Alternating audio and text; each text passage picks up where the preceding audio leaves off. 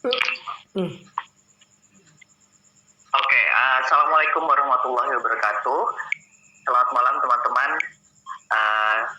Dari Sabang sampai Merauke, terutama teman-teman dari Banjarmasin, dan ini malam ini banyak sekali ya teman-teman dari Universitas Lambung Mangkurat. Selamat datang teman-teman dari Universitas Lambung Mangkurat, salam kenal. Selamat datang di Temu Indonesia seri Kalimantan.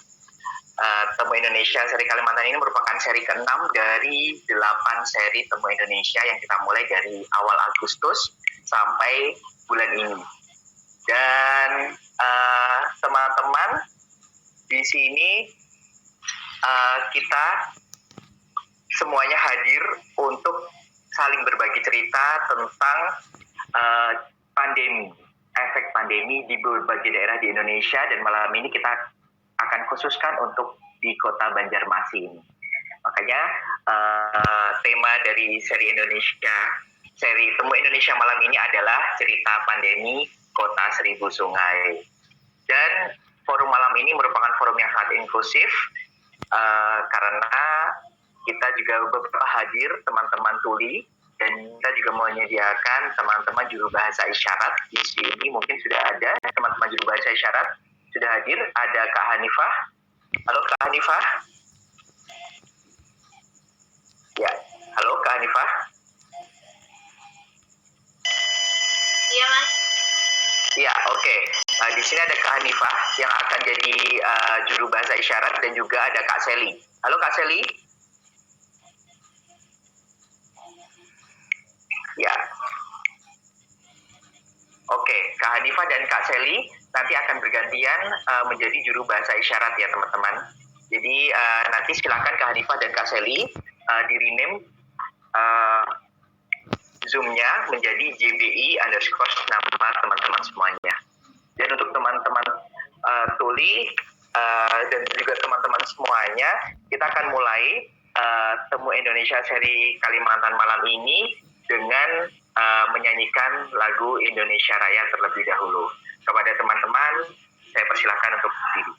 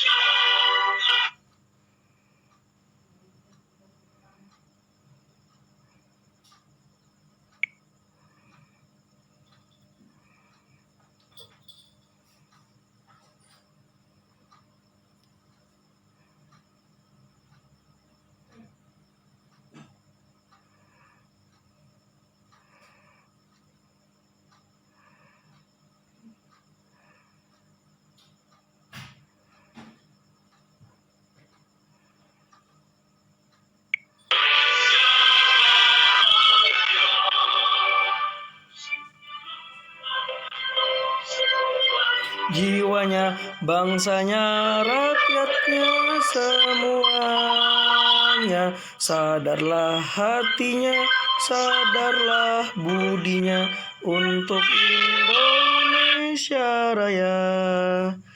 Indonesia merdeka, merdeka tanahku yang ku cinta. Indonesia merdeka, merdeka, hiduplah Indonesia Raya. Indonesia tanah yang suci, tanah kita yang sakti.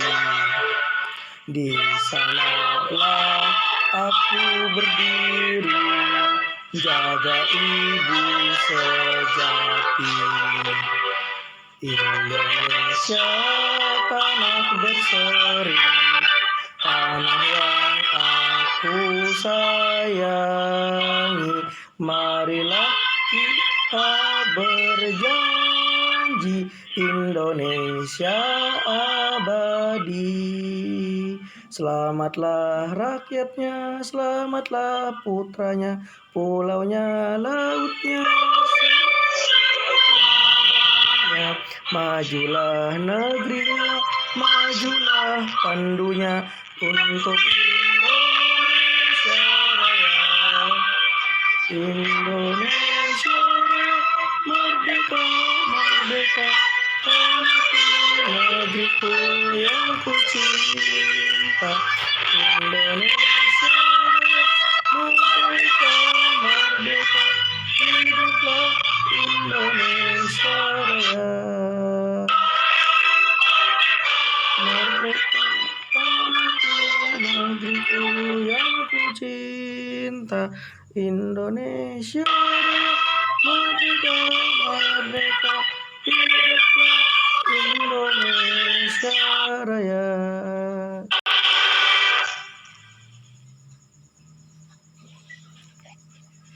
Ya, teman-teman dipersilakan untuk duduk kembali.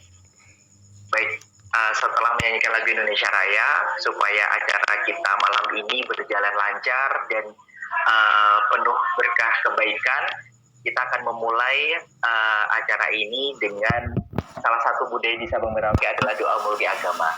Kepada teman-teman yang bertugas, kami persilahkan. Multi agama. Selamat malam, nama saya Jenny. Izinkan saya memimpin doa dalam agama Buddha. Namo tassa bhagavato arahato sama sambuddhassa. Namo tassa bhagavato arahato sama sambuddhassa. Namo tassa bhagavato arahato sama sambuddhassa. Terpujilah Buddha, Dhamma, dan Sangha. Hari ini kami berkumpul dengan semangat untuk berbagi kebajikan. Semoga para Buddha senantiasa memberikan kami kekuatan agar dapat melatih kepedulian dan cinta kasih pada sesama. Semoga para Buddha melindungi kita semua agar senantiasa sehat dan dalam kondisi damai, sejahtera, dan toleran. Sabe satta bhavantu sukhitata. Semoga semua makhluk hidup berbahagia. Sadu, sadu, sadu. Sadu, sadu. Selamat malam, saya Ali. Izinkan saya memimpin doa dalam agama Islam. Alhamdulillahi Rabbil Alamin, hamdan syakirin, hamdan naimin, hamdan yuafin lima wa yukafi mazidah. Ya Rabbana lakal hamdu kama yanbaghi li jalali wajhikal karim wa azimi sultanik. Allahumma inna nas'aluka salamatan fid din wa afiyatan fil jasad wa ziyadatan fil ilmi wa barakatan fil rizqi wa taubatan qabla al maut wa rahmatan indal maut wa maghfiratan ba'dal maut. Allahumma hawwin alaina fi sakaratil maut wa najatan minar wafa'in al hisab. Ya Allah ya mujibas sa'ilin, ya Allah ya sami'ul basir, ya zal jalali wal ikram. Amin ya Allah ya rabbal alamin.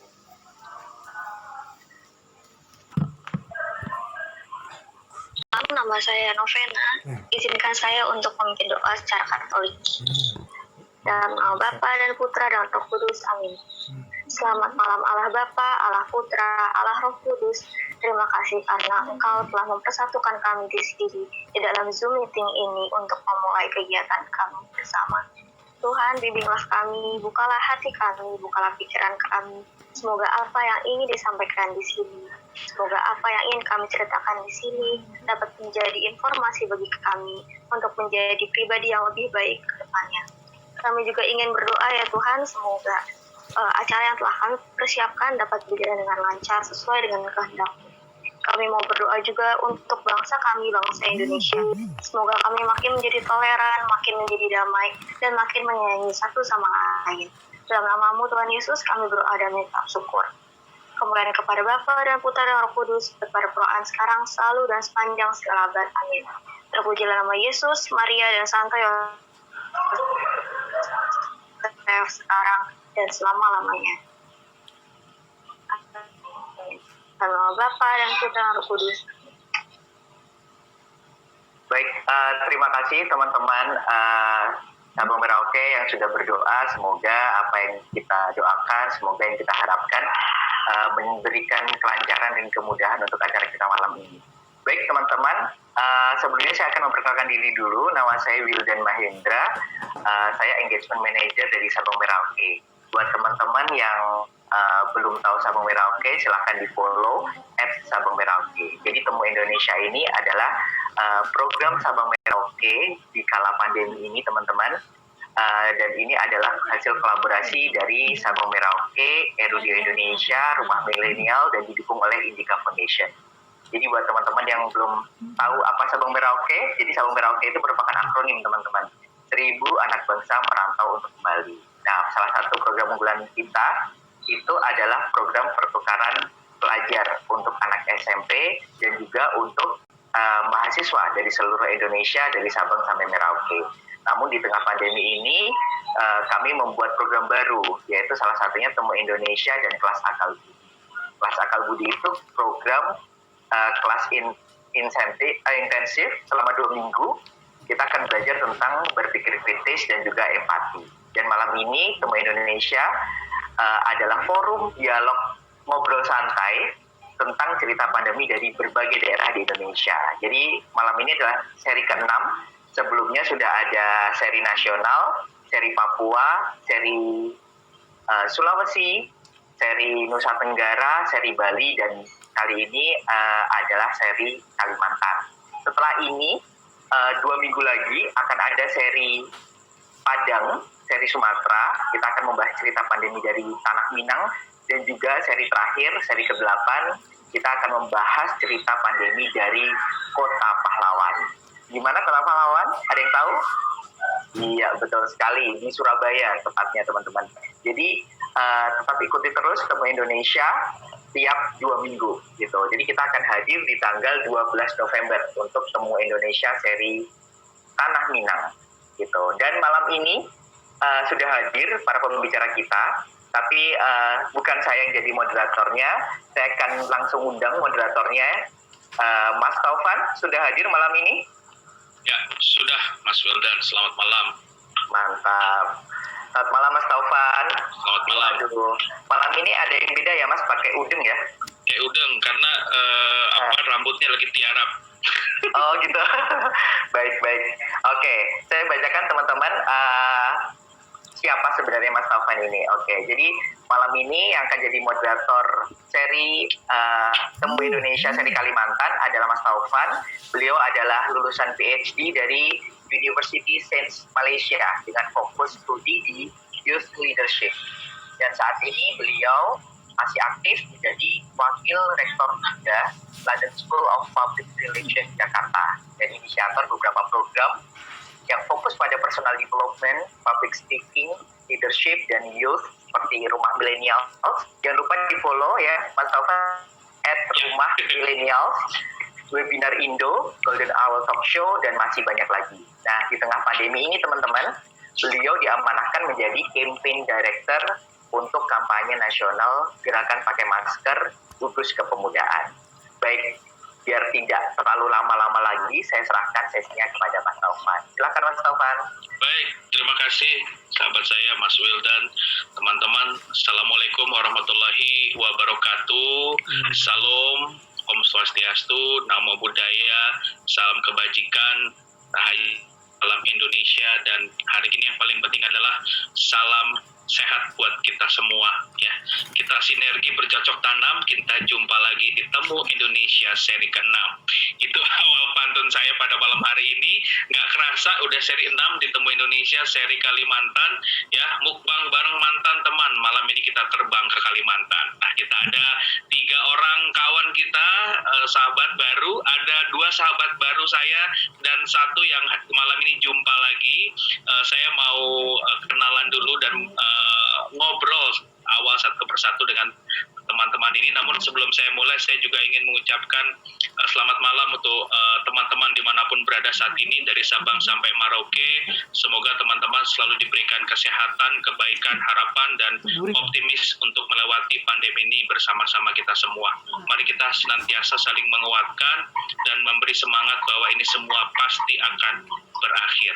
Nah, baik, saya akan langsung menyapa teman-teman. Malam ini kita akan diskusi, judulnya Cerita Pandemi Kota Seribu Sungai. Nah, ini luar biasa kalau bicara Kota Seribu Sungai ini.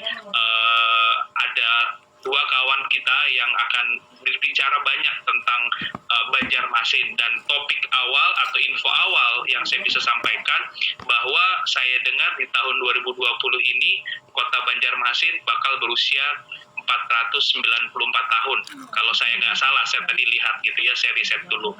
Jadi juga sudah banyak teman-teman situs-situs menarik yang bisa dikunjungin tadi Kalimantan. Tapi bukan saya akan cerita, tapi kita akan dengar langsung pemaparan dari narasumber kita pada malam hari ini. Saya akan memperkenalkan satu persatu. Yang pertama ada Dr. Muhammad Kamil, PhD. Beliau adalah seorang dokter yang baru menyelesaikan PhD di bidang neurosurgery Kagoshima University Jepang ya. Bersama kedua sahabatnya, Mas Kamil saat ini masih tinggal di Jepang. Saya tiap hari juga lihat postingannya Mas Kamil, tiap hari lari gitu ya. Di Jepang ini luar biasa, udaranya juga masih seger ya Mas ya. Beliau ini bersama 2 temannya mendirikan Pandemic Talks. Teman-teman yang belum follow Pandemic Talks, langsung di follow. Ini sudah 100.000 lebih followersnya, karena memang informasinya luar biasa. Pandemic Talks ini platform edukasi COVID-19 yang secara rutin mengulas informasi dan data COVID-19 dari berbagai perspektif ya teman-teman, entah dari science, protokol, tips, dan ekonomi, sosial, bahkan politik. Nah, buat teman-teman yang pengen tahu ada apa aja, bisa belajar apa aja, silakan langsung follow Instagramnya, Spotify, dan YouTube. Assalamualaikum, selamat malam Mas Kamil, Mas Dokter Kamil, Mas Ya. Dokter.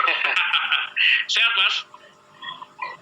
Sehat, alhamdulillah. Selamat malam Mas Taufan dan semuanya di sini. Jepang gimana Mas Sehat, kondisinya Mas. sekarang? Musim gugur mulai, jadi udaranya enak kayak di AC-in lah, di luar kayak di AC itu. Baik, wah itu sekecil muncul di belakang mau ikutan ngobrol. Iya, belum tidur. Baik, senang sekali Mas Kamil, kita akan ngobrol dan dengar update terbaru terkait dengan COVID-19 dari perspektif seorang dokter dan juga pengamat COVID-19, Mas Kamil. Oke, sekarang kita akan ngobrol dengan ini senior ini Bapak Setia Budi. Assalamualaikum, selamat malam Pak Setia Budi. Apakah suara saya terdengar, Pak Setia? Mohon izin saya manggilnya Bapak Setia atau Pak Budi ya, Pak? Sama saja. Ya, waalaikumsalam. Setia atau Budi, nggak masalah. Sama-sama. Sehat, Pak?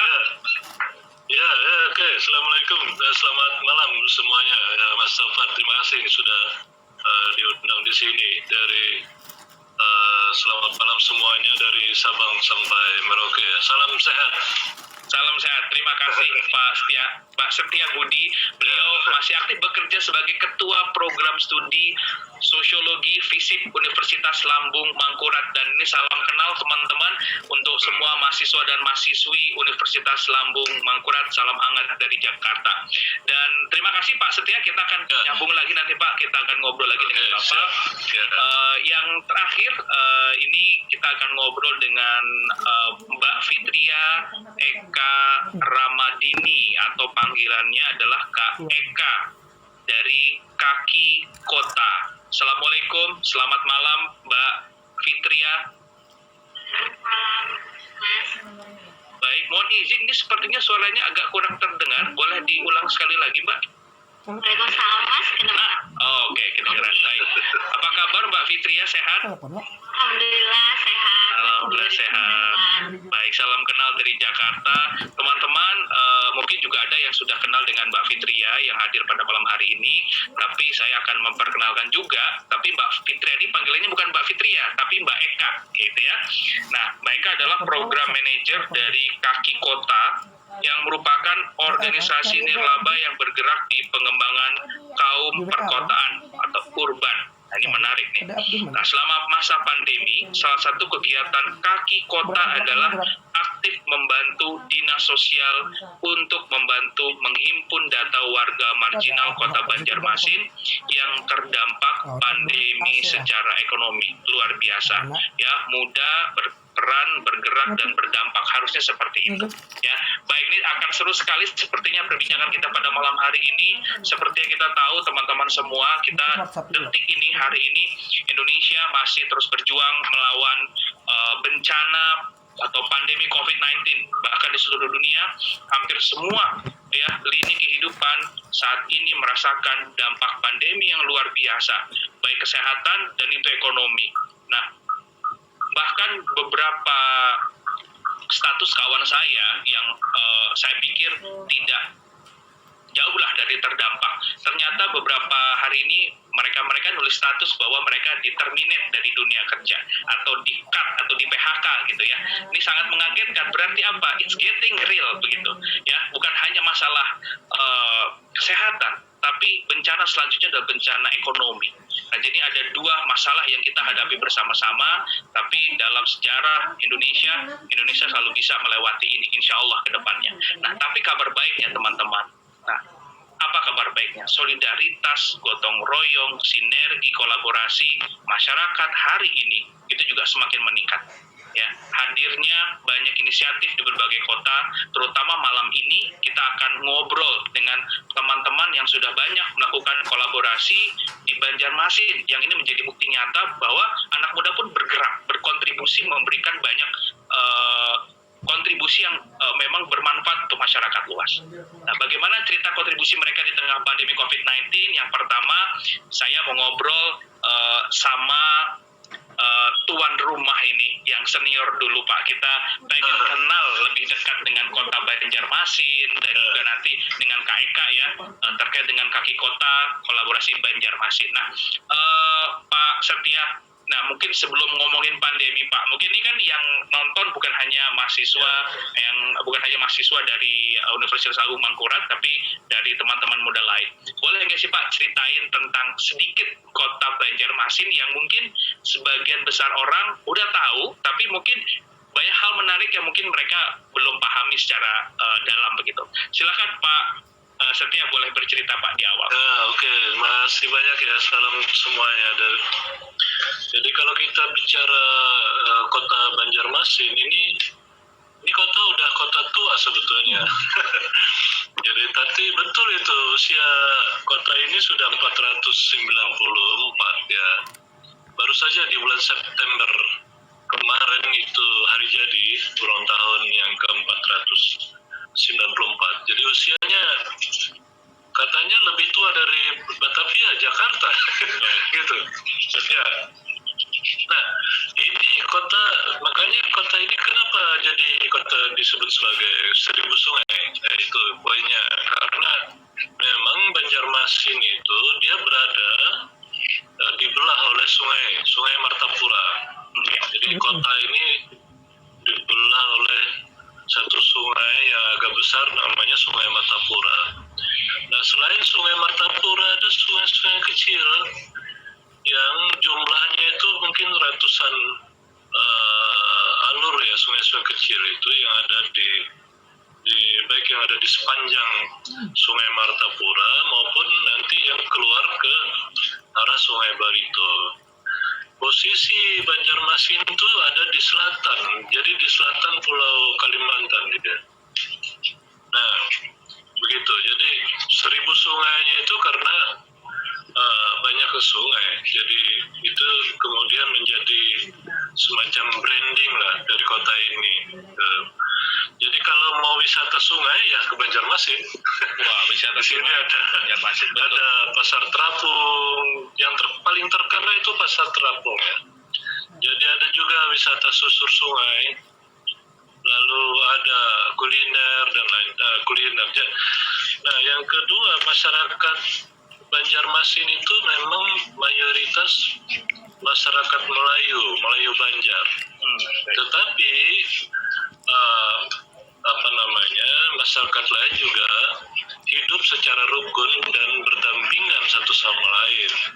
Jadi ada dari Bugis, dari Sumatera ada, dari Batak, dari Dayak, dari Sunda, dari Madura. Jadi hidup berdampingan. Bahkan di kota ini unik, karena dia ada satu kampung, ada 3 kampung yang unik ya. Kampung itu orangnya atau penduduknya itu dari etnis tertentu. Jadi katakanlah dari Arab itu ada kampung Arab, dari Madura ada kampung Madura, dari Cina ada kampung Cina, pecinan itu. Jadi unik Banjarmasin ini. Jadi kalau datang ke Banjarmasin itu seperti melihat Indonesia, keberagaman masyarakatnya. Jadi hidup berdampingan satu sama lain. Bahkan sudah sejak abad ke-16 itu kota ini ya. Mereka tinggal dan sama-sama mencari penghidupan di kota ini. Nah, mata pencarian penduduk Banjarmasin itu kebanyakan pedagang, lalu ada pertanian dan sebagian adalah nelayan.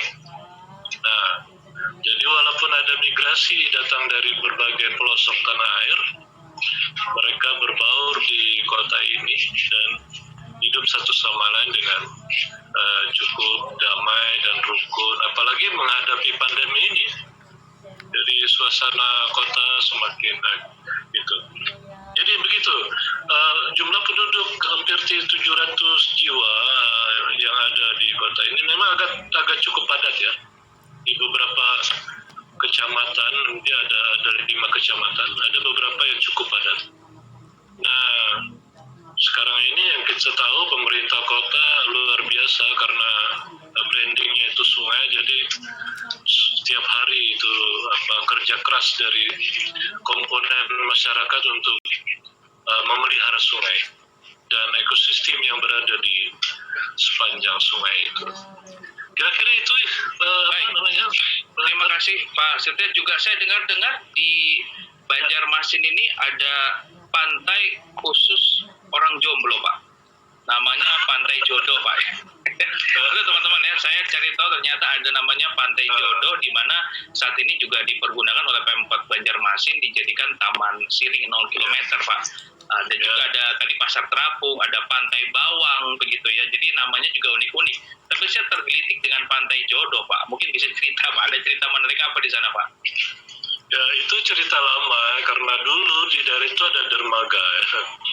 Sekarang itu ada kilometer 0 km. Di depan 0 km itu ada namanya Menara Pandang. Nah, kenapa disebut sebagai ini bukan pantai seperti membayangkan tepi laut ya? Karena ini ada sungai kan. Ya. Kalau pantai itu laut, tapi karena ini sungai, jadi tepi sungai sebetulnya. Sungai. Bukan tepi pantai. Cuman karena itu tempat orang berkumpul, ya tempat warga kota rileks di situ, jalan kaki, mereka bersepeda, olahraga dan lain-lain di 0 km pusat kota Banjarmasin. Nah, kemungkinan itu ada sebutannya bertemulah, saling kenal satu sama lain, jadi bisa jadi perkenalan seperti itu siapa tahu akan menemukan jodohnya di situ. Mungkin seperti itu. Menarik. Baik. Terima kasih Pak Setia, tapi Pak satu pertanyaan terakhir sebelum kita nyambung ke Ya, Pak Eka. ya. Kan Bapak juga seorang pengajar Pak ya, Ya. dosen. Nah, bagaimana Bapak melihat peran pemuda saat ini di Banjar Pak terkait dengan banyak hal lah, mungkin gerakan kepemudaan atau mungkin bagaimana inisiatif mereka saat ini di Banjarmasin menghadapi pandemi seperti saat ini? Oh ya, itu yang saya amati teman-teman muda, teman-teman dari generasi muda cukup aktif untuk menghadapi pandemi COVID-19 ini.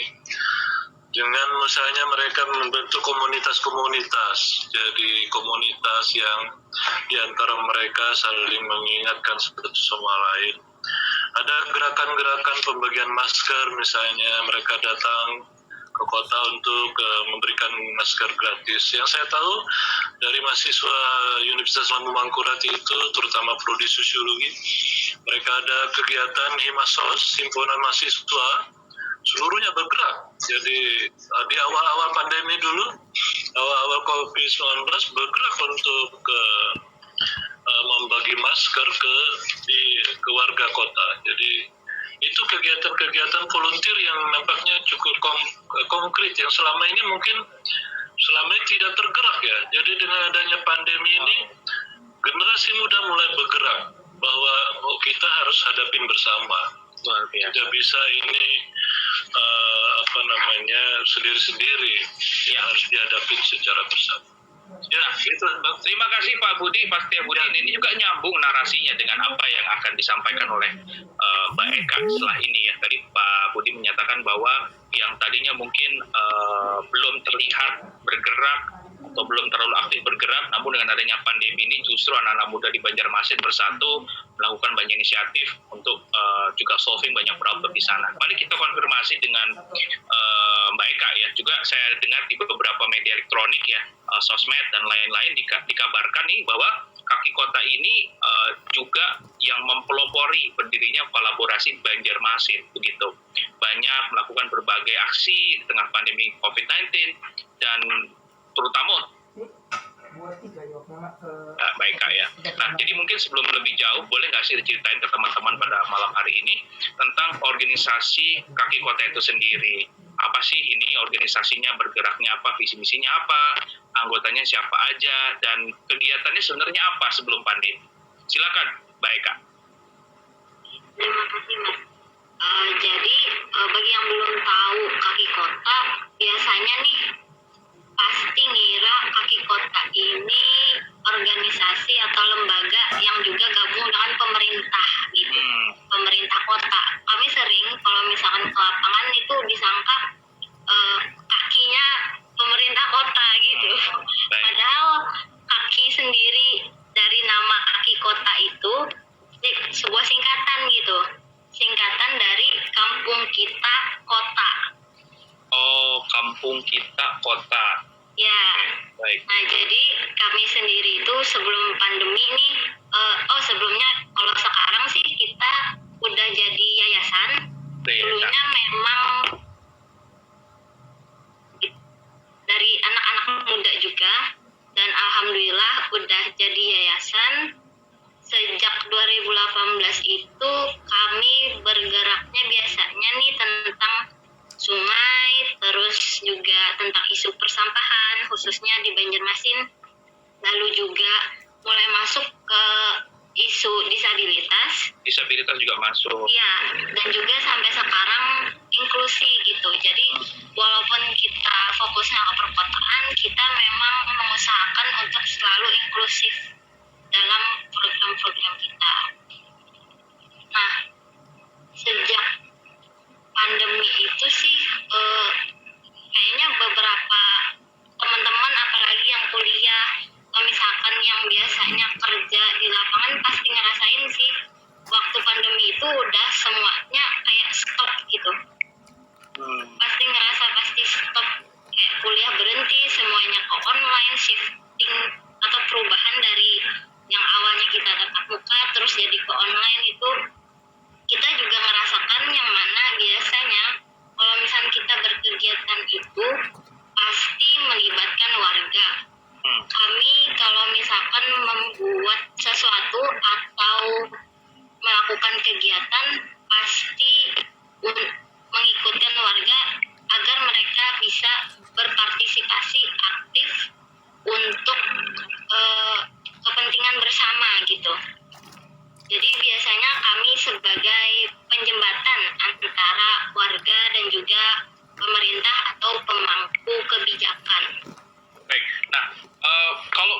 kan bicara tadi kolaborasi ya, Pak Eka ya, juga tadi kan disinggung mempelopori hadiri kolaborasi Banjarmasin. Nah, boleh cerita nggak sih dalam artian gerakan ini memang sifatnya insidental ya karena ada pandemi atau memang sebelumnya udah ada begitu. Nah, jadi tadi belum disebut juga siapa aja sosok-sosok yang di belakangnya, profilnya segala macam gitu. Silakan, Mbak. Nah, jadi kolaborasi sendiri itu sebenarnya beneran terbentuknya gara-gara pandemi nih. Wow, oke. Jadi Baik. Udah saling kenal belum sebelumnya atau memang banyak yang belum kenal terus gabung atau memang base-nya dari teman terus bikin sesuatu? jadi kemarin itu kita kan kumpul, ada beberapa yang kenal, ada beberapa yang enggak. Waktu awal itu paling cuma sekitar 10 organisasi gitulah yang inisiasi buat ini, termasuk juga ada salah satu orang pemerintah yang ikut untuk menginisiasi ini gitu. Jadi waktu awal itu beberapa kenal, beberapa enggak. Waktu kita bentuk dan menyebarkan tentang kolaborasi ini, itu semakin banyak orang-orang yang ikut bergabung. Waktu kita bergabung itu pun tidak harus yang secara formal gitu, karena saat pandemi kan kita perlu semuanya secara cepat gitu dan aksi. Betul. Nah, jadi waktu awal itu kita banyak membantu untuk memberikan bantuan sehari-hari seperti sembako gitu. Nah, itu bantuannya dari mana? Apakah mengumpulkan uang atau memang menghimpun donatur begitu? Kita kemarin lebih banyak bergerak untuk mengumpulkan dana itu lewat donasi. Donasi. Baik. Online atau offline atau Nah, donasinya online kebanyakan dan juga offline. Yang online biasanya lewat Instagram, terus lewat Facebook, terus juga dari WA group yang paling sering gitu. Oke, kalau dari sumber pemasukan lebih banyak yang offline atau online? Kalau pemasukan nggak bisa dihitung deh kayaknya, Oh, Mas. nggak Kalau bisa misalkan, dihitung ya?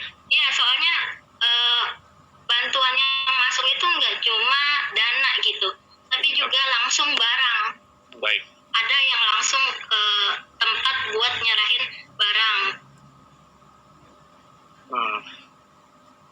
Baik. Lumayan, kalau misalkan yang online-nya banyak juga sih, Mas, tapi dalam bentuk dana.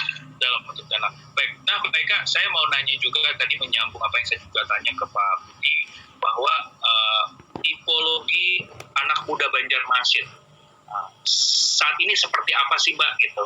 Mereka tuh trennya ngapain, berkegiatannya apa, ini super sosialnya tuh kayak gimana gitu. Jadi atau uniknya anak muda Banjarmasin itu seperti apa sih karakternya gitu. Jadi saya pengen tahu juga nih. Biasanya kalau anak muda Banjarmasin sekarang sih ya, Mas, cukup cepat tanggap gitu terhadap suatu isu. Bagus. Sudah mulai tergelitik tentang sosial dan sudah semakin banyak gitu yang peduli akan sosial dan lingkungannya. Walaupun biasanya hanya seperti yang Pak Budi tadi bilang, kan ada juga teman-teman yang membagikan masker. Jadi inisiatif pemuda di Banjarmasin sekarang itu sangat tinggi gitu, Mas. Baik, nah ini sebelum pandemi juga sudah mulai terlihat atau memang momentumnya pada saat pandemi ini baru semuanya itu bergerak dan keluar? Kalau sebelum pandemi memang terlihat juga, tetapi ketika pandemi itu yang lebih banyak mendorong. Ya, isu yang rata-rata yang dijalankan apa, Mbak? Selain menghimpun donasi, bagi masker dan lain-lain, apakah ada yang memang bergerak di isu pangan atau teknologi atau ternak atau entrepreneur atau apa? Narasinya lebih kemana gitu? Lebih banyak? Kalau untuk kolaborasi Banjarmasin kemarin kita juga ada melakukan dapur umum. Jadi dapur umum ini dilaksanakan di 52 kelurahan yang ada di Banjarmasin, dan itu dilakukan saat bulan puasa juga waktu itu. Nah, jadi kenapa jadi kita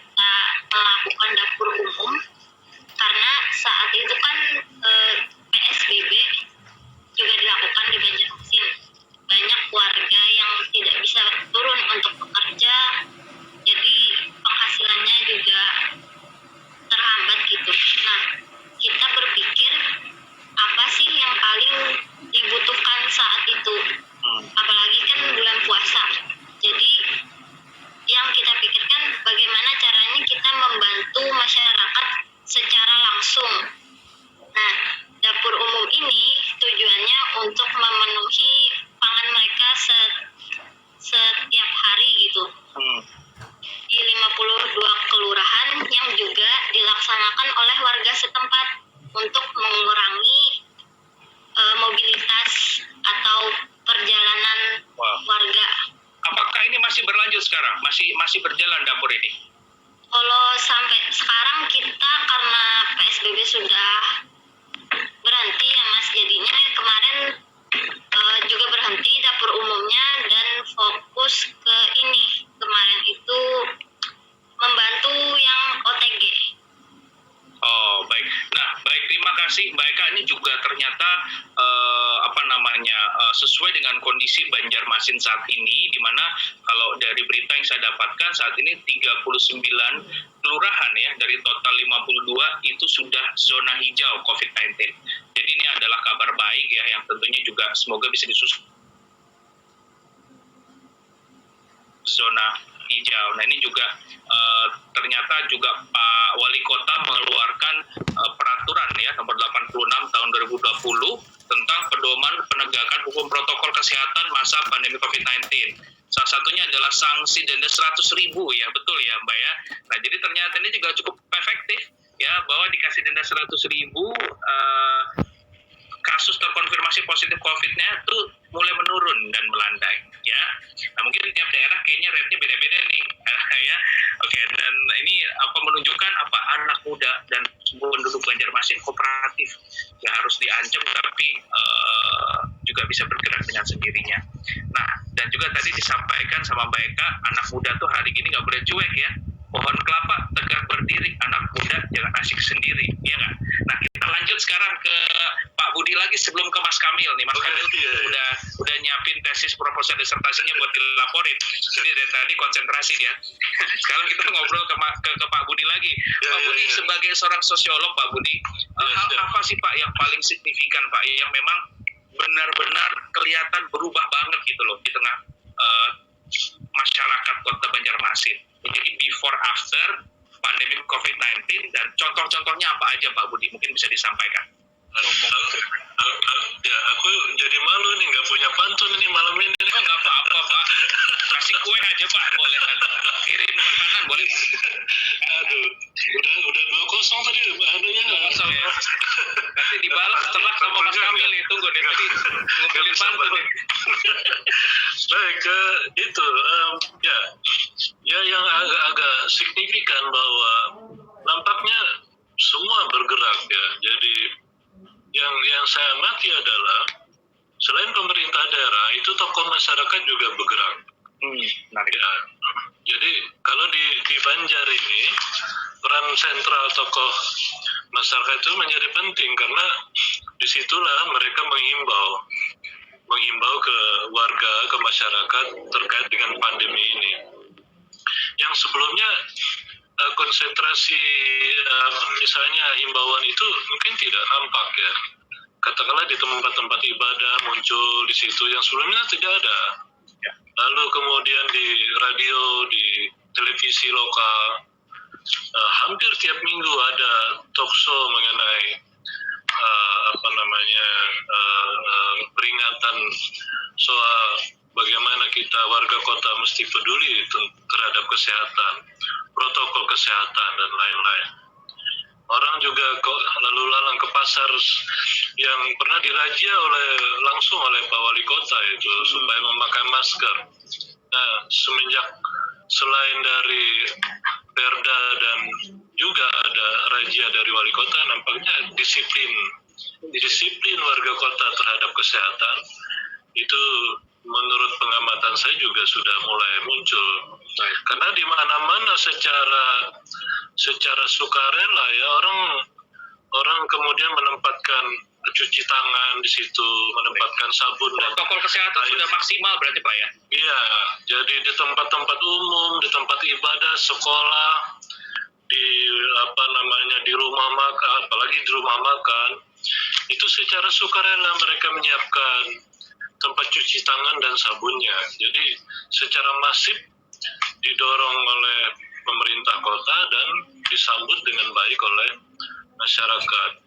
Nah, mungkin itu penyebab kemudian melandai. Jadi dari merah itu agak mustahil ya, tiba-tiba begitu cepat hari ini sudah berubah menjadi hijau. Jadi apa yang kita temukan di sebelum pandemi Dan sesudah pandemik ini, kesadaran muncul. Kesadaran itu adalah dua, kesadaran tentang kesehatan, dan yang kedua adalah kesadaran bahwa kita ini nggak bisa, solidaritas ini nggak bisa main-main ternyata. Jadi pandemik ini mengajarkan kembali kepada kita untuk meningkatkan solidaritas sosial tanpa memandang itu agama atau suku atau kepercayaannya. Begitu yang saya amati, Mas Taufan. Baik. Nah, itu menarik sekali Pak. Tapi kalau menurut Bapak sebagai sosiolog juga, apa yang masih perlu untuk ditingkatkan lagi justru agar mungkin landainya COVID-19 di sana bisa lebih maksimal Pak? Kira-kira catatan penting apa Pak yang bisa disampaikan? Nah, catatannya adalah ada dua. Yang pertama mungkin itu sudah benar ya, apa yang disampaikan secara berkala oleh posko ya, posko COVID ya di kota. Tetapi mesti ditambah lagi dengan semakin memperbanyak tokoh-tokoh, karena kadang-kadang saya terbuka saja di sini, kadang-kadang trust itu penting ya,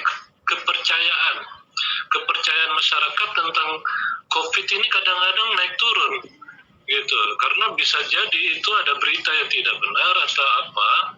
Nah, ini peran penting dari tokoh masyarakat di kota ini harusnya semakin ditingkatkan lagi. Jadi dengan meningkatkan peran dari tokoh masyarakat sebagai panutan di situ ya,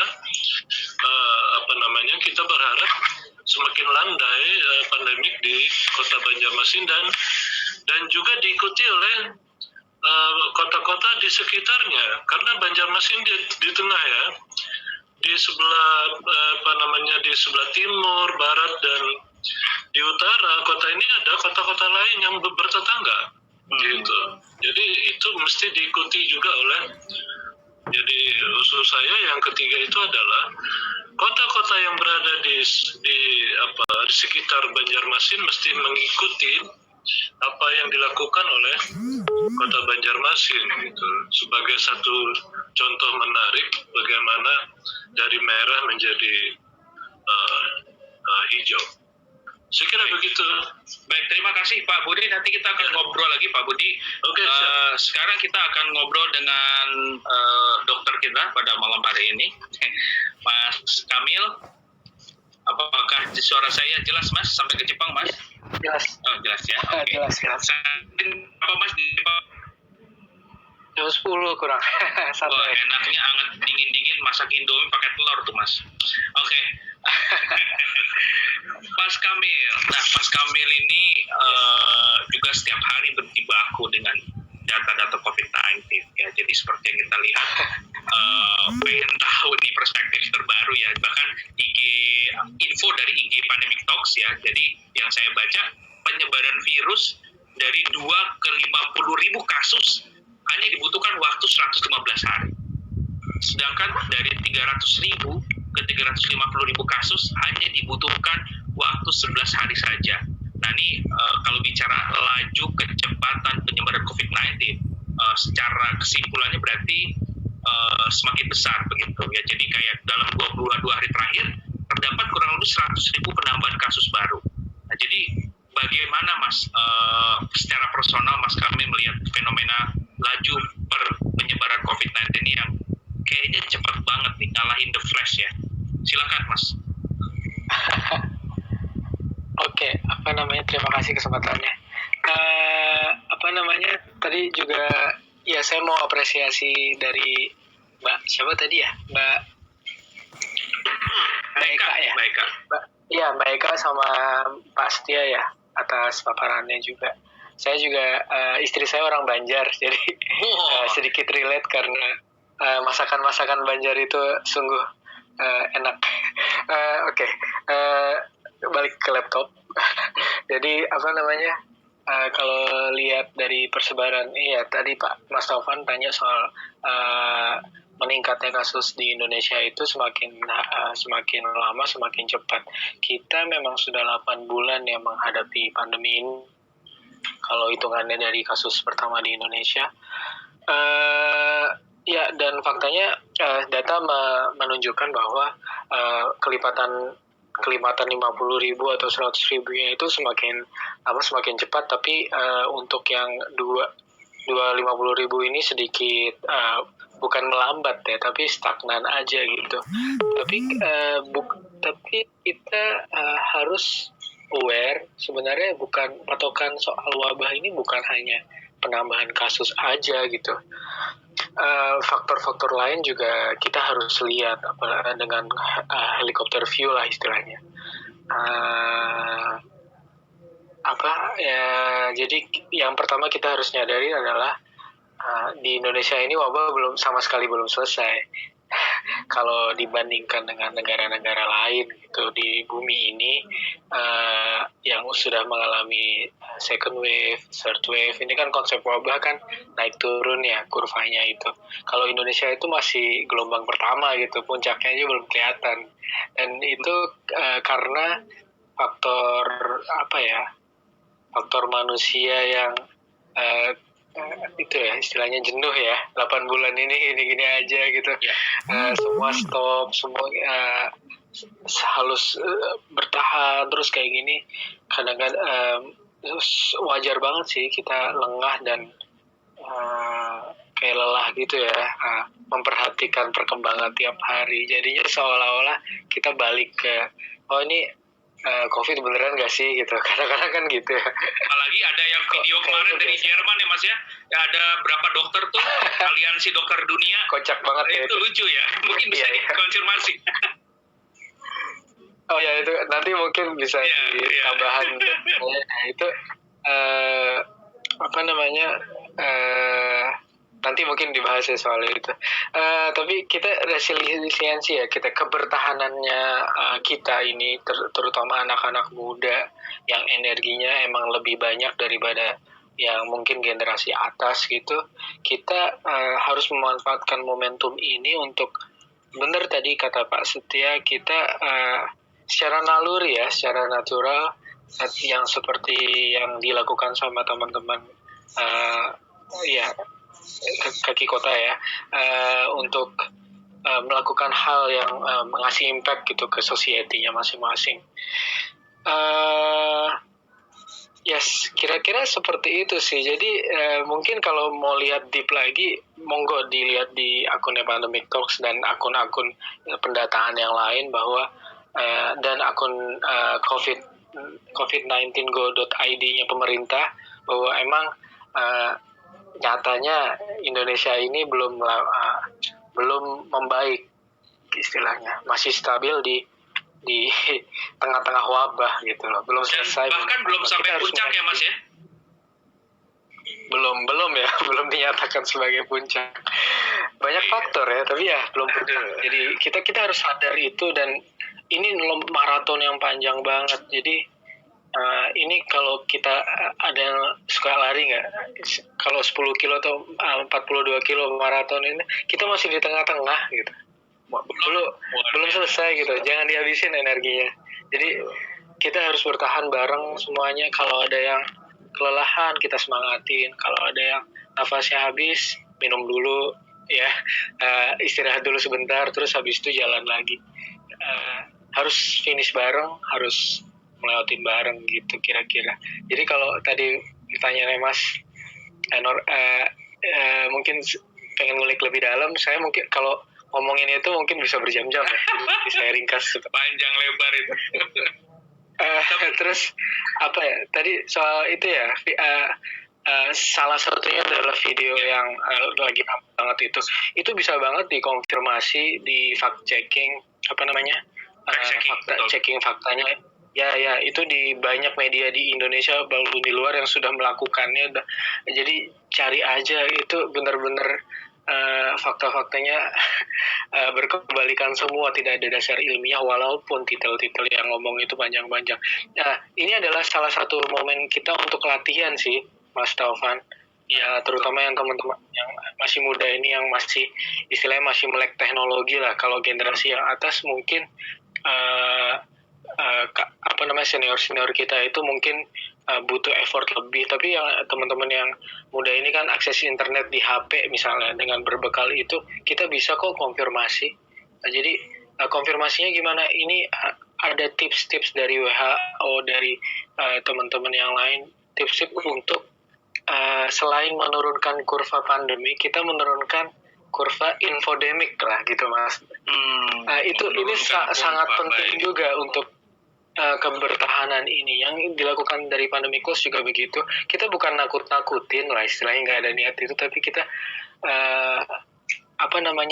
istilahnya mengingatkan ke semuanya bahwa yuk kita lewatin pandemi ini. Siapa yang nggak pengen ini berakhir sih gitu.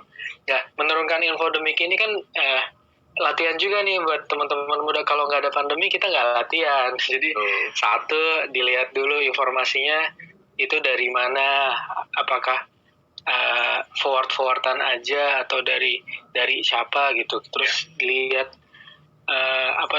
ini saya kasih beberapa tips ya dari saya sendiri. Terus abis itu dicek aja itu kalau mereka mengklaim aliansi apa Aliansi gitu. Dokter Apakah Dunia. ada itu?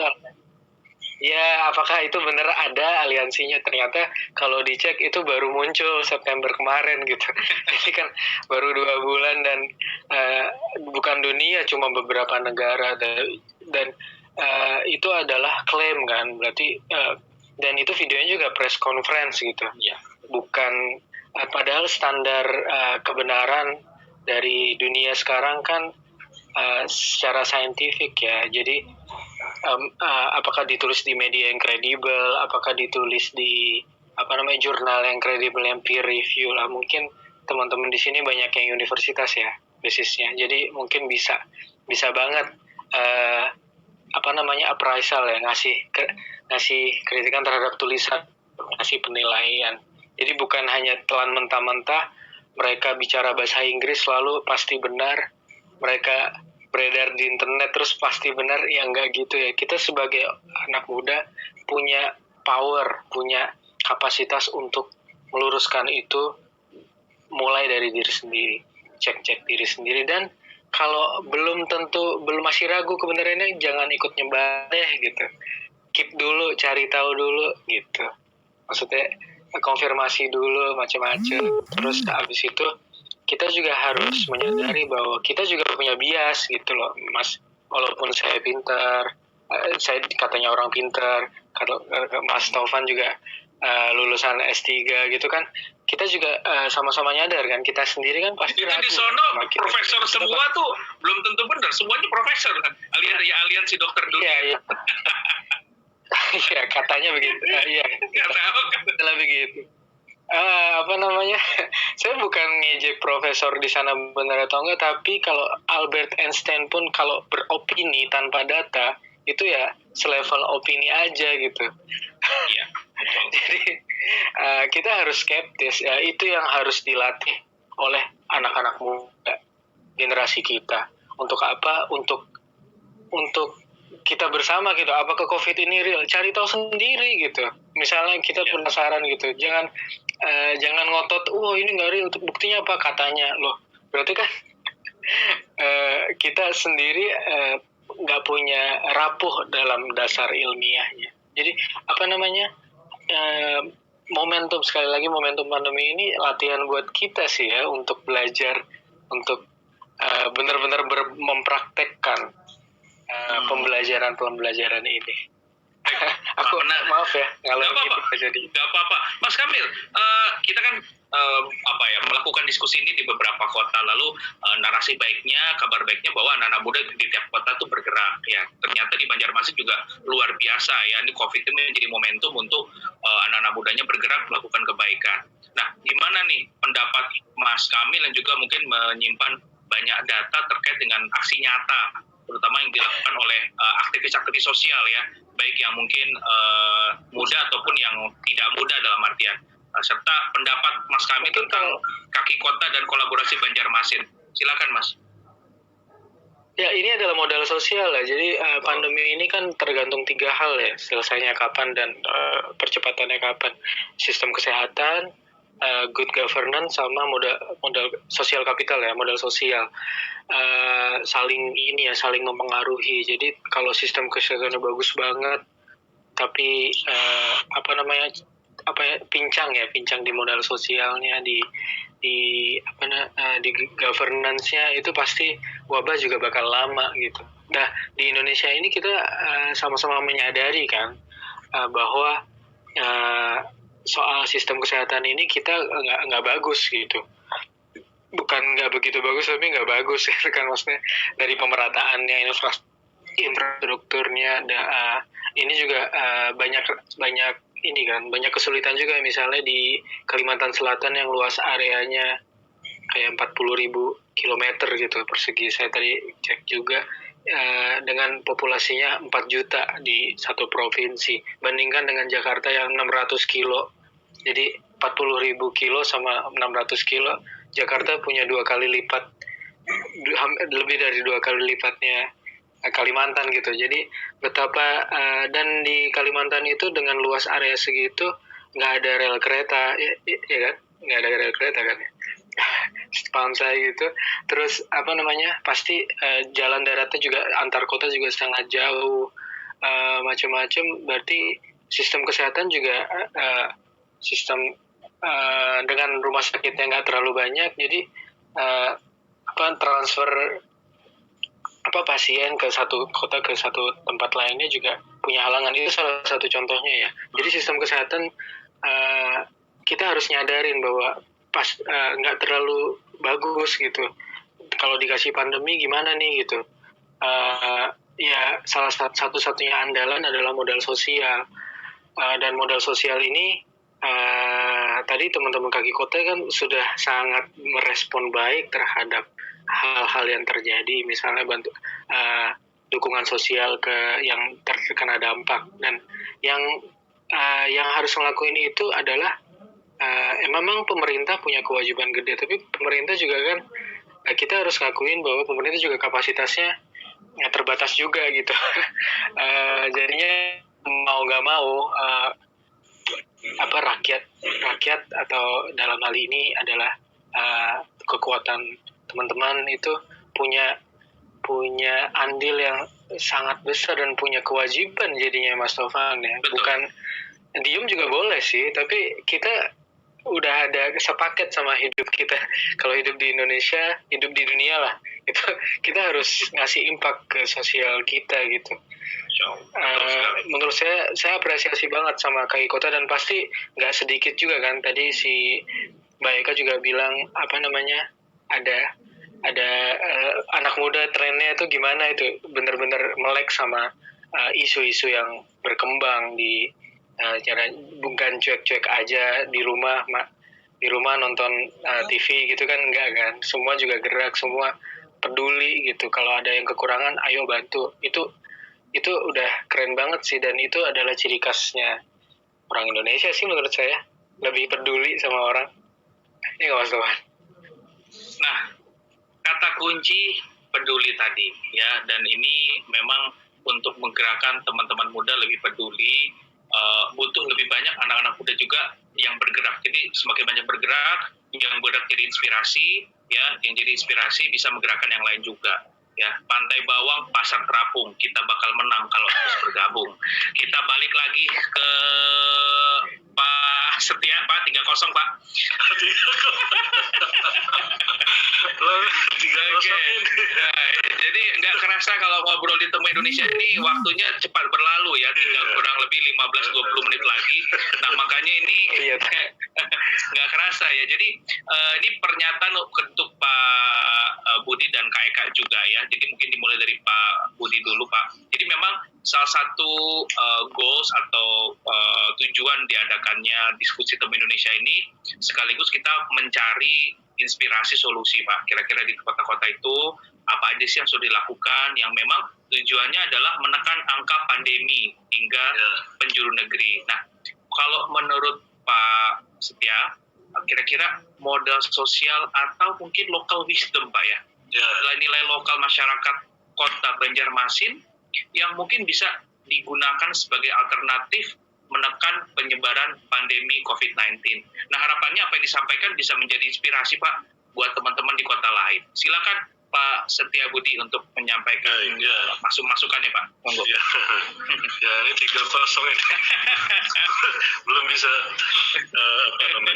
belum berbalas ini pantun. Enggak apa-apa, Pak. Oke, jadi itu soal local wisdom ya, kearifan lokal. Solusinya jadi, masing-masing kita punya, masing-masing daerah pasti punya local wisdom. Kalau di Banjarmasin katakanlah ada setiap hari-hari tertentu, setiap bulan tertentu orang yaitu untuk kebutuhan pangan ya, misalnya mereka ramai-ramai membuat membuat acara bersama untuk makan bersama seperti itu. Jadi itu saya sependapat tadi dari rekan bahwa ini sepertinya ini larinya panjang ya. Ya kalaupun kita belum sampai puncaknya, itu artinya kita akan berjalan masih panjang perjalanan COVID ini. Tapi momentum COVID ini menjadi penting bagi kita. Ini mungkin mengabaikan apa kelebihan kearifan lokal yang selama ini mungkin tersimpan. Nah, apa itu, Pak? Nah, kalau misalnya di Banjarmasin ini kearifan lokal, katakanlah orang ini kan kota ini tadi bukan hanya lewat darat ya, tapi dia ada sungai gitu ya. Jadi memanfaatkan sungai untuk jalur transportasi sehingga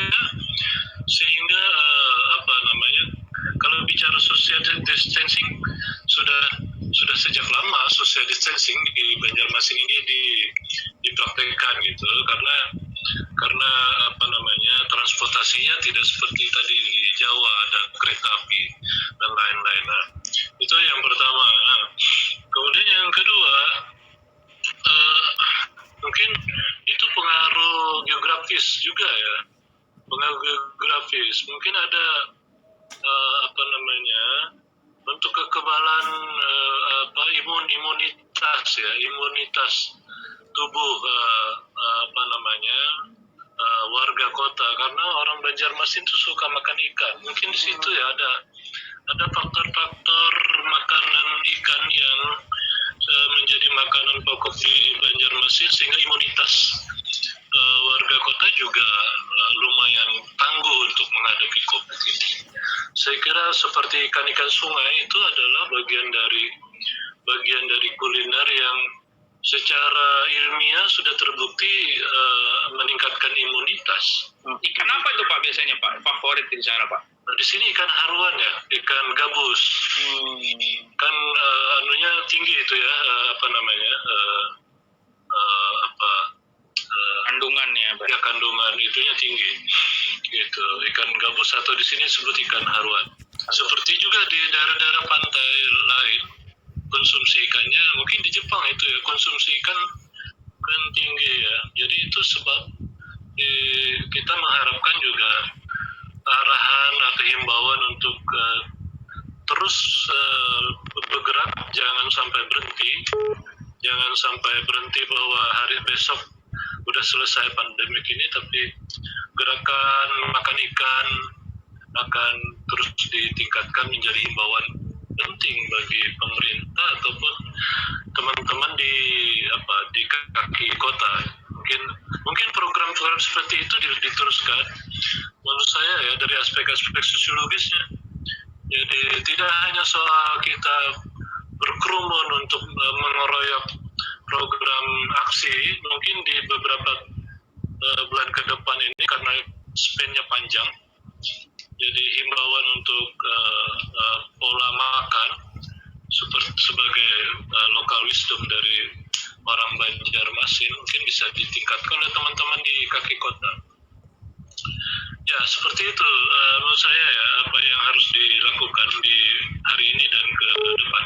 Ada 3, Pak, ya, tadi bicara soal faktor geografis, lalu faktor infrastruktur, yang memang secara behavioral juga tidak terlalu menyulitkan karena memang tipologi masyarakatnya juga memang biasa tidak sering berdekatan begitu ya. Lalu juga behavior terkait juga dengan makan asupan ya. Berarti kalau kita bicara imunnya juga punya kontribusi baik untuk mengurangi penyebaran itu COVID-19. Dan yang terakhir tadi Bapak menghimbau gerakan-gerakan itu terus dilakukan, inisiatif-inisiatif kebaikan langsung terus dilanjutkan begitu. Baik, terutama mahasiswa saya ini banyak di sini nih. Saya ini mesti tergerak ini dengan kaki kota ini ya, mahasiswa ada di sini nih. Ya, Bapak jadi nanti bikin tandingannya Pak, kaki desa Pak? Enggak Pak ya? Ya, siap. Terima kasih Pak. Ini Pak Setia ini dosen yang energik sepertinya ya, fansnya banyak karena mahasiswa juga banyak nih. Terima kasih Pak Setia. Tadi pandangannya terkait dengan kearifan lokal dan modal sosial. Nanti satu lagi untuk closing Pak. Setelah ini kita ke Mbak Eka. Mbak Eka silakan dari perspektif pemuda dan aktivis Mbak. Kira-kira solusi atau hal apa yang bisa mungkin telah dilakukan dan akan dilakukan yang potensinya bisa berkontribusi besar terhadap antisipasi COVID-19 ini. Silakan Mbak Eka. Kalau dari pandangan saya ya, di Banjarmasin tuh ada namanya istilah kayu hubah imbai. Oke. Jadi itu artinya kita sama-sama berjuang gitu.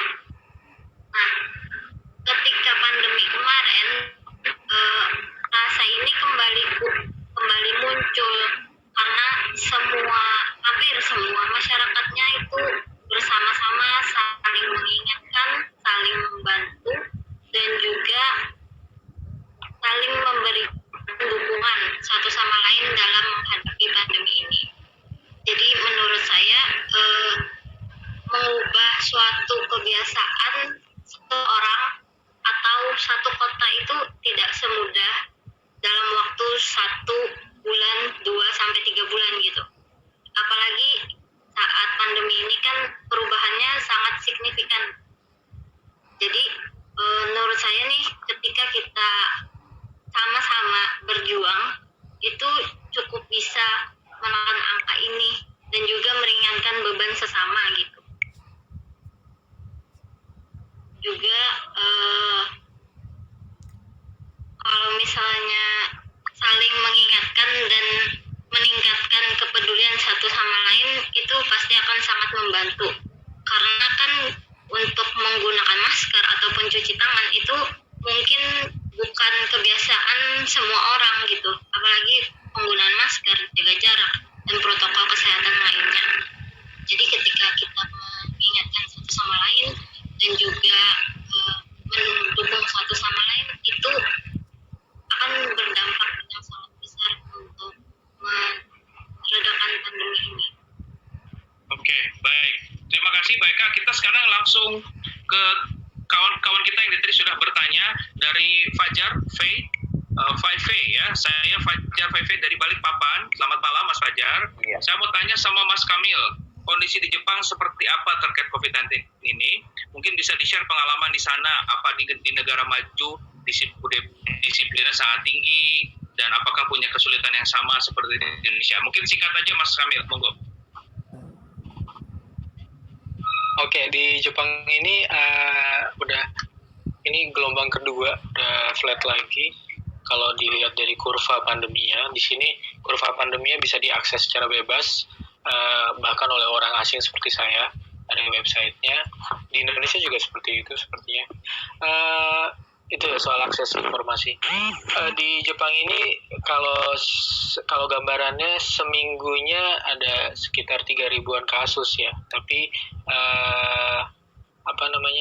jadi seharinya kira-kira berapa tuh? Ya, kira-kira ada berapa ratus gitu.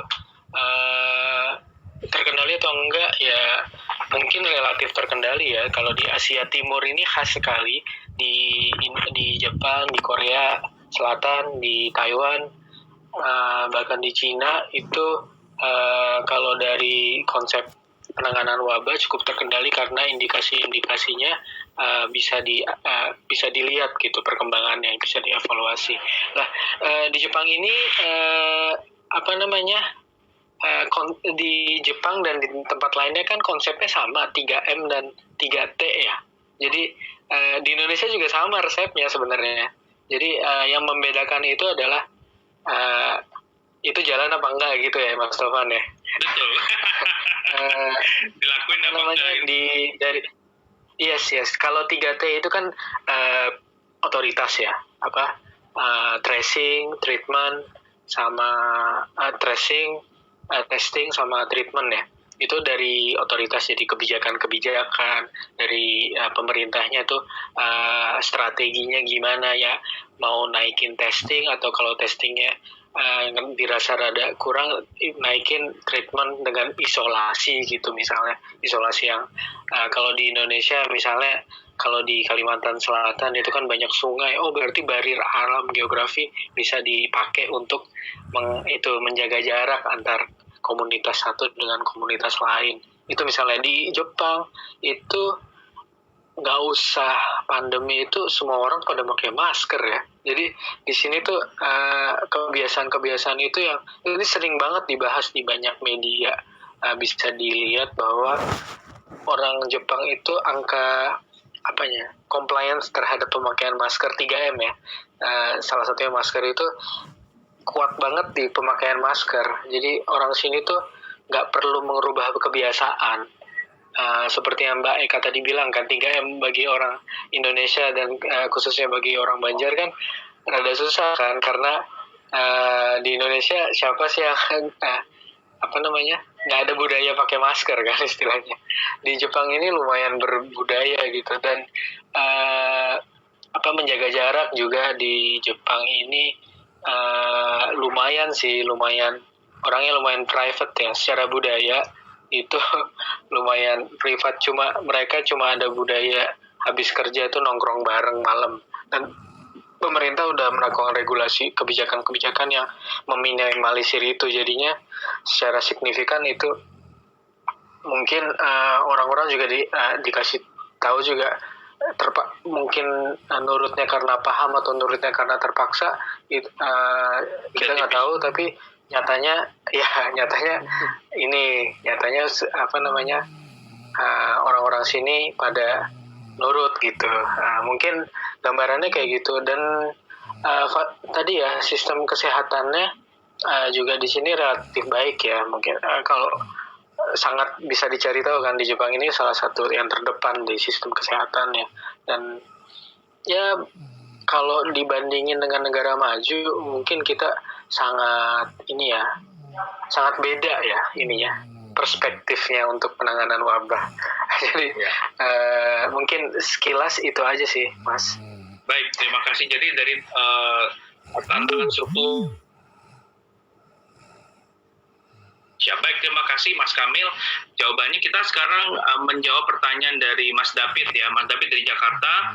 Mungkin bertanya dengan Pak Setiabudi dan ditambahkan nanti oleh Mbak Eka. Pertanyaannya adalah kebijakan penting apa yang dilakukan pemerintah Banjarmasin? Tadi kan ada denda 100.000. Nah, pertanyaannya Pak Budi, apakah ini benar-benar berkaitan dengan penurunan kasus atau ada hal lain? Nah, lalu secara geografis ketika letak Banjarmasin di tengah, apakah ada pengaruh dalam signifikasi kasus misalnya? Silakan Pak Setiabudi. Dari David di Jakarta, Pak.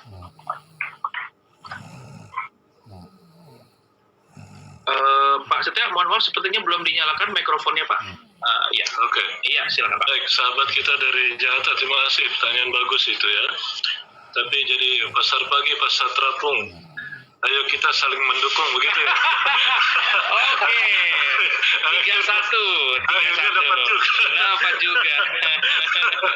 Ya, itu memang masker yang diperdakan oleh wali kota. Itu memang salah satu. Jadi orang takut juga kan kalau keluar dari rumah lalu tiba-tiba didenda yang harganya cuma 10.000 lalu kemudian menjadi 100.000 rupiah. Jadi itu juga nampaknya menjadi efek jera gitu bagi warga kota sehingga mereka kalau keluar rumah atau pergi ke pusat kota wajib memakai masker.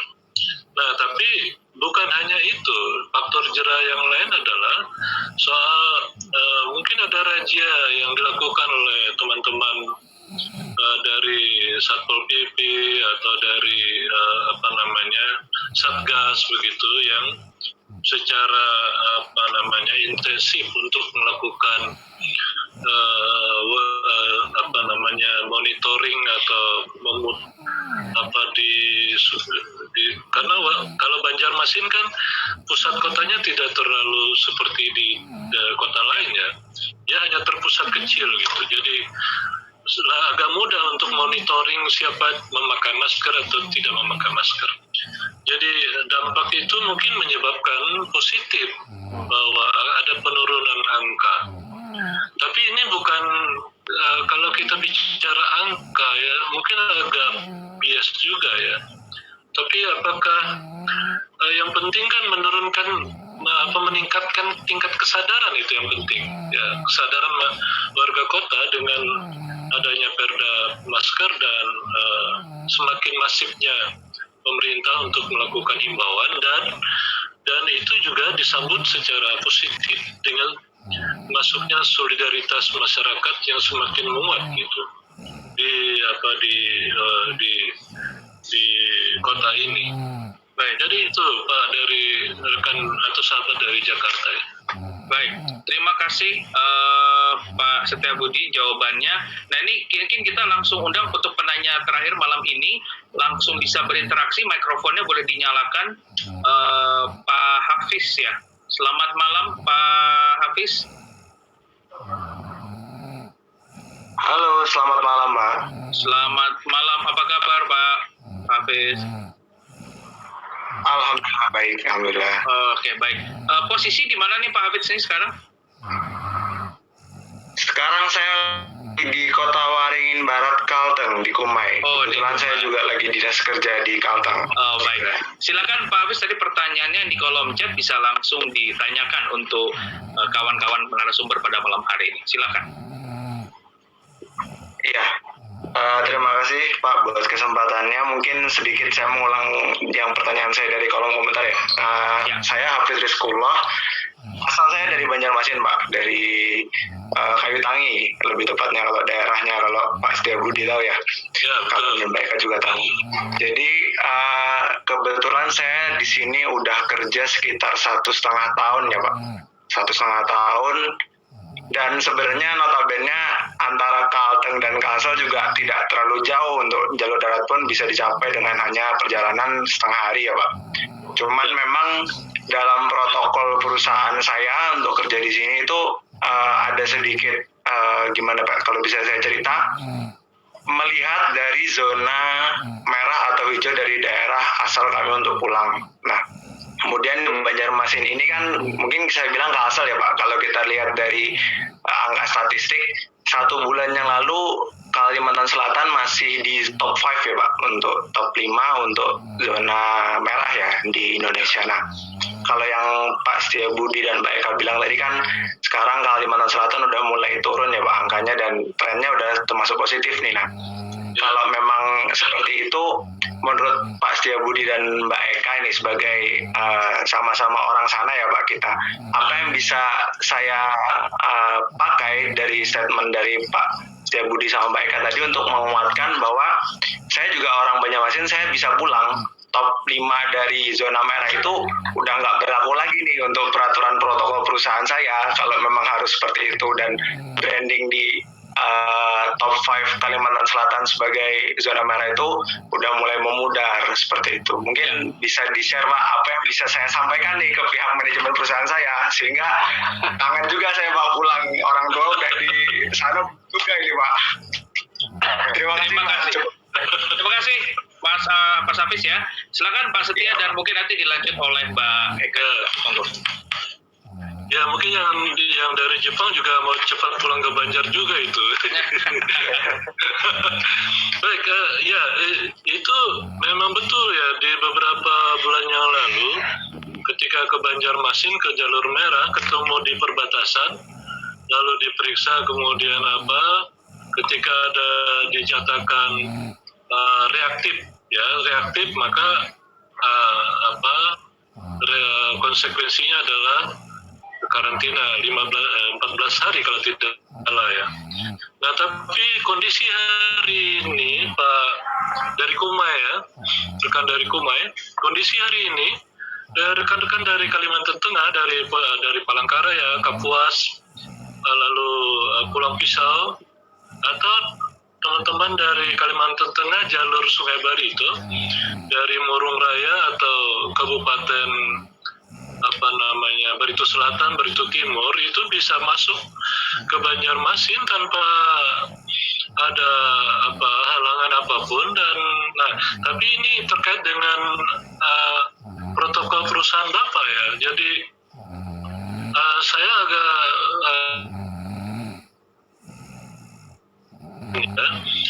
karena kalau Bapak mau ke Banjarmasin, dan kemungkinan yang pertama dilakukan adalah melihat data statistiknya di situ dulu ya. Di Banjarmasin daerah Kayu Tangi sekarang itu sudah tidak zona merah lagi, terutama Kayu Tangi ya. Itu kampus Lambung Mangkurat. Hari ini tidak masuk zona merah. Nah, mungkin ketika rumahnya di Kayu Tangi, karena dia tidak masuk zona merah, maka kemungkinan itu bisa disampaikan ke pihak perusahaan bahwa kampung atau area tempat tinggal di Banjarmasin tidak lagi zona merah, dan dibuktikan dengan laporan yang secara berkala diberikan oleh Satgas Covid Kota Banjarmasin. Yang kedua mungkin ada surat ya dari di mana perusahaan sahabat bekerja di Kumai yang bisa diklarifikasi di Banjarmasin melalui Dinas Kesehatan, karena Satgas Covid di Kota Banjarmasin itu sekaligus adalah Kesehatan Kota Banjarmasin. Saya kira itu yang bisa saya sampaikan. Dan kondisi sekarang agak lalu lintas antar kabupaten tidak seperti mungkin 3 bulan yang lalu. Ya, seperti itu. Baik, terima kasih Pak Setiabudi. Mbak Eka ada yang mau menambahkan? Silakan Pak, Mbak Eka. Mungkin karena Mas Habib sudah kepengen pulang banget nih, bisa sambil dipantau-pantau itu Instagramnya Dinas Kesehatan Banjarmasin, soalnya mereka biasanya selalu update tentang angka COVID-nya di Banjarmasin. Jadi kalau sekarang dilihat itu hampir semuanya udah hijau, cuma beberapa yang kuning. Jadi beberapa kelurahan itu memang sudah bisa mempertahankan tidak ada kenaikan kasus gitu. Jadi sepertinya mungkin bisa jadi argumen yang kuat untuk mengajukan ke perusahaannya gitu. Karena datanya di situ juga transparan, dan alhamdulillah mungkin karena protokol kesehatan juga dan usaha pemerintah buat menekannya dengan berlakukannya perda. Jadi semakin Banjarmasin zonanya. Menarik. Oke, terima kasih tadi pesannya dari Mbak Eka untuk Mas Hafiz ya, memonitor Instagram dari Pemkot sendiri. Nah, teman-teman, sebelum closing statement kita akan kembali sejenak ke Mas Wildan karena ada post survei. Silakan Mas. Ya, baik. Terima kasih Mas Taufan. Terima kasih teman-teman narasumber. Kita akan break sebentar, dan teman-teman kita minta untuk di post survei itu Kabila. Ya, oke. Ya. Halo Kabila. Ya, di layar teman-teman sudah ada link bit.ly Pos Temu Indonesia. Silahkan langsung menuju ke link tersebut untuk mengisi post survei. Kita akan kasih waktu kurang lebih 5 menit.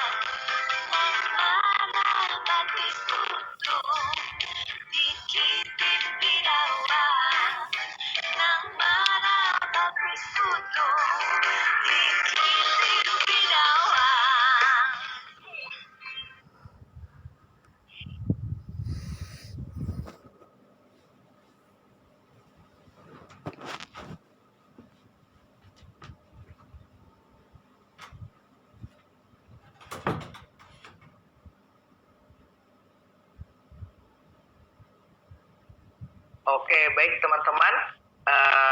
Terima kasih sudah mengisi pos survei kita, dan saya akan kembali ke Mas Taufan. Silakan Mas Taufan. Ya, halo Mas Taufan. Ya, halo Ya, Mas Wildan dan teman-teman. Baik, terima kasih Mas Wildan dan teman-teman yang sudah mengisi pos survei ya, pos tes ya pada malam hari ini.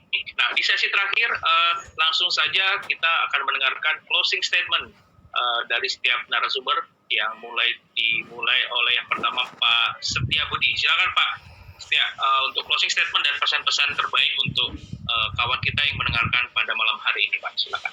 Baik, terima kasih banyak untuk sahabat semuanya. Dan ini adalah pandemik ini satu pelajaran penting bagi kita di abad ini, bahwa kita nggak mungkin lagi hidup sendiri.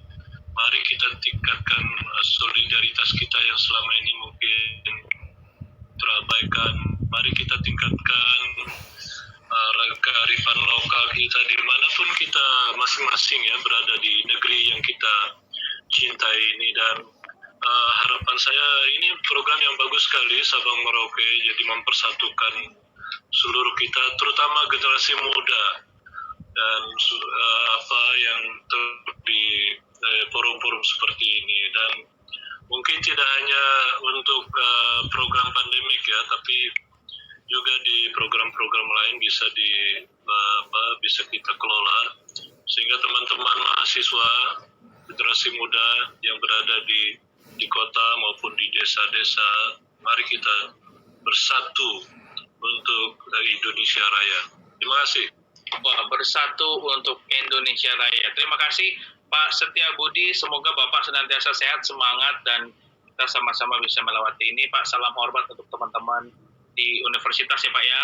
Baik, terima kasih Pak Setia Budi. Selanjutnya ke Mbak Eka. Silakan Mbak untuk closing statement-nya. Terima kasih Mas. Jadi untuk teman-teman yang di sini, jangan patah semangat di pandemi ini, dan walaupun kembali normal jangan terlalu bersantai ria, karena seperti yang dibilang Mas Kamil tadi, Indonesia bahkan belum sampai mencapai puncaknya ini. Lalu jangan bosan-bosan untuk selalu saling mengingatkan satu sama lain, karena kepedulian dan tindakan kita itu sama saja wujud kasih sayang dengan sesama dan sekitarnya. Terima kasih Mas. Oke, baik ya. Kata kuncinya adalah wujud nyata terhadap sesama. Mbak, salam untuk sahabat-sahabat di kaki kota. Semoga gerakannya terus lestari dan berdampak ya. Insya Allah bisa diberikan banyak kemudahan ya ke depannya. Terima kasih Mbak Eka. Selanjutnya Dr. Kamil, silakan. Kamil, pesan closing statement-nya Mas malam hari ini, silakan. Kalau saya mau kritis juga, ngajak teman-teman kritis juga soal pewarnaan peta ya, soal merah, hijau, kuning atau apapun itu. Mungkin kita bisa pakai referensi yang lebih dari sekedar warna aja. Kita seperti yang tadi saya ceritain, bahwa indikasi-indikasinya bukan sesederhana kasus nambah atau kasus berkurang, tapi kalau dilihat dari data yang ada sekarang, total kumulatif di Kalimantan Selatan itu ada 10.000 kasus, itu lebih besar daripada bahkan Malaysia gitu.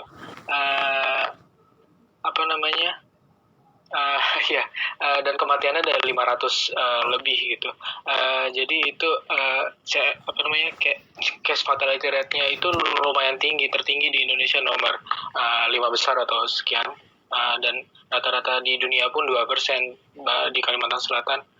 Jadi warna itu bukan patokan satu-satunya, dan di websitenya Kawal COVID misalnya, yang penghimpun data dari sipil juga, kita harus cerdas ya. Kita anak muda jangan hanya berpatokan pada data-data yang tidak lengkap, tapi kita cari yang melengkapinya. Seperti di Kawal COVID, level kewaspadaan di Kalimantan Selatan dan Timur itu paling tinggi se-Indonesia, sesuai dengan laporan dari WHO juga. Positif rate di Kalimantan Timur itu bahkan tertinggi kedua di Indonesia setelah Papua Barat. Teman-teman di Balikpapan juga di sini banyak kan. Jadi hal-hal terus cari hal-hal yang membuat kita aware dan dan kita yakin bukan hanya meraba-raba, oh kayaknya Indonesia tinggi jadi kita harus tetap waspada. Enggak juga, kita harus cari dasar, kita harus cari tahu kenapa kita harus waspadanya. Apakah hijau itu benar? Apakah bijak saya pulang ke ibu saya di Banjarmasin dari kantor dari Kalimantan Tengah misalnya, walaupun sudah lega jalannya, sudah tidak ada penjagaan atau peraturan yang harus rapid test lagi atau apa, tapi kita harus memikirkan kalau nanti ibu saya kena karena saya membawanya gimana gitu.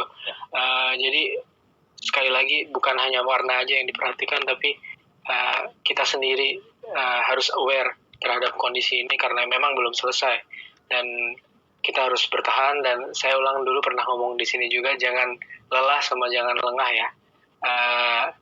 Moga-moga pandemi itu cepat berlalu dan kalau ada ini kemajuan, Indonesia juga bareng-bareng sama negara-negara lainnya bisa sembuh bareng, bisa normal lagi. Amin. Itu butuh waktu, kita masih maraton, jadi yuk sabar. Dan nanti long weekend jangan pergi-pergi ya. Ini mulai pro yang malam ini. Iya sih, selama weekend ini moga-moga kita bisa bijak ya. Jangan semakin kita banyak perginya gitu, semakin kita punya risiko yang banyak gitu. Nggak ada yang bisa menjamin kita menyebarkan atau kita tertular, atau kita yang nggak ada yang bisa menjamin kita kebagian yang OTG atau nggak ada simptom atau yang berat atau gimana gitu. Jadi jangan membebani masyarakat dengan tidak bijak gitu. Jadi perlakuan kita ini adalah menentukan kapan pandemi ini berakhir. Jadi kita harus sadar itu. Terima kasih. Terima kasih, Lang.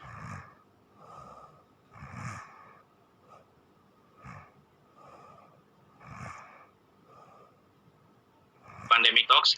Baik teman-teman semua, ini kalau bicara kesimpulan, saya singkat aja tadi mengutip yang disampaikan oleh Mas Kamil juga, bahwa sukses atau tidaknya suatu negara memerangi COVID-19 ada 3 hal. Yang pertama sistem kesehatan, kedua adalah good governance, yang ketiga yang paling penting adalah social capital atau modal sosial. Biarkan masing-masing pihak bergerak dengan perannya masing-masing. Ya, sistem kesehatan, nakes, dokter akan berjuang dengan caranya masing-masing dan kita dukung, kita support dengan semangat positif kita. Lalu yang kedua, untuk para pemangku kebijakan, policy maker, pemerintah dan jajarannya juga kita berdoa agar mereka dikuatkan, bisa melahirkan banyak kebijakan yang juga bermanfaat untuk kita semua. Dan yang paling penting yang kita bisa lakukan sebagai bagian dari jejaring sosial yang luar biasa, yaitu gotong royong, sinergi, kolaborasi antar kita harus tetap dilakukan begitu. Jadi tetap bersiap, jangan tertentan, jangan lupa jaga protokol kesehatan. Tetap sehat teman-teman semua. Pantun terakhir dari saya, telak Pak, tempat 1 Pak malam ini, mungkin bisa berbalas nanti kalau ketemu. Pantun penutup saya untuk kawan-kawan pada malam hari ini, Banjarmasin 1000 sungai, banyak turis pergi terpukau. Semoga COVID terus melandai menuju Indonesia zona hijau. Wassalamualaikum warahmatullahi wabarakatuh. Saya Taufan Akbari. Saya kembalikan ke Mas Wildan, MC kita, dan tuan rumah. Silakan Mas. Siap, terima kasih Mas Taufan, luar biasa. Pantunnya malam ini ada 4 ya, dan 1 dari Pak Setiabudi gitu. Nanti mungkin next time bisa langsung dijawab ke Mas Taufan Pak balasannya. Jadi posisinya sama 4-4 ya gitu. Dan teman-teman terima kasih banyak. Jangan lupa malam ini sebelum menutup acara kita akan foto bersama dulu. Ya, tolong semuanya dihidupkan kameranya. Kita akan foto bersama dan nanti ketika teman-teman bikin story IG jangan lupa tag @sabangmerauke, Rumah Millennials. Jangan lupa ada @pandemic talks, dan kita sangat merekomendasikan buat teman-teman yang ada di Banjarmasin bergabung sekarang juga, langsung japri Mbak Eka untuk bergabung di Kaki Kota. Nanti bisa DM ya, DM di @kakikota.org atau di @kolaborasi Banjarmasin. Gitu ya Mbak Eka ya. Ya, ditunggu. Terima kasih juga buat teman-teman juru bahasa isyarat.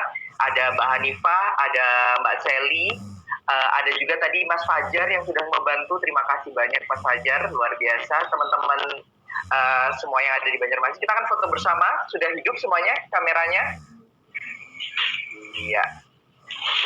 Kita cek nih. Iya. Oke, kita mulai ya. Teman-teman dokumentasi juga udah siap. 1, 2, 3.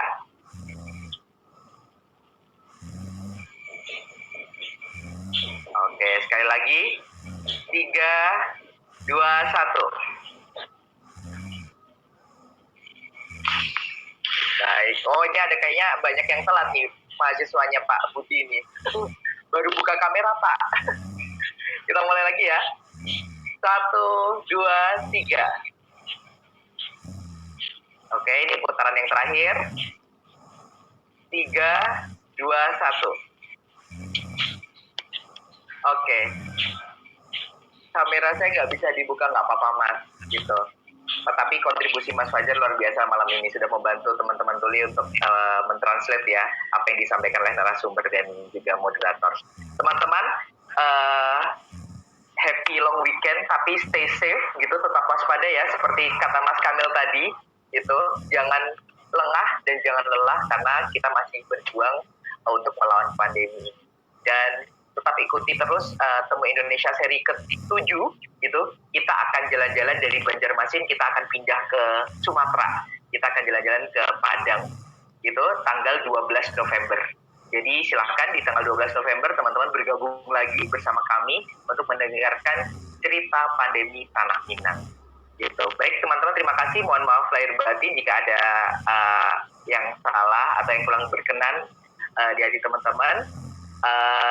Dari saya mewakili teman-teman Sabang Merauke, Radio Indonesia, Indonesia Foundation, Rumah Milenials, dan para narasumber yang hadir malam ini mengucapkan terima kasih banyak. Selamat malam dan Assalamualaikum warahmatullahi wabarakatuh. Sampai jumpa. Waalaikumsalam warahmatullahi wabarakatuh.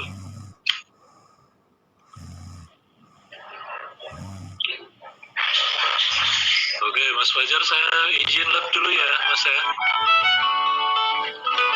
Silakan, Ya. Pak Budi.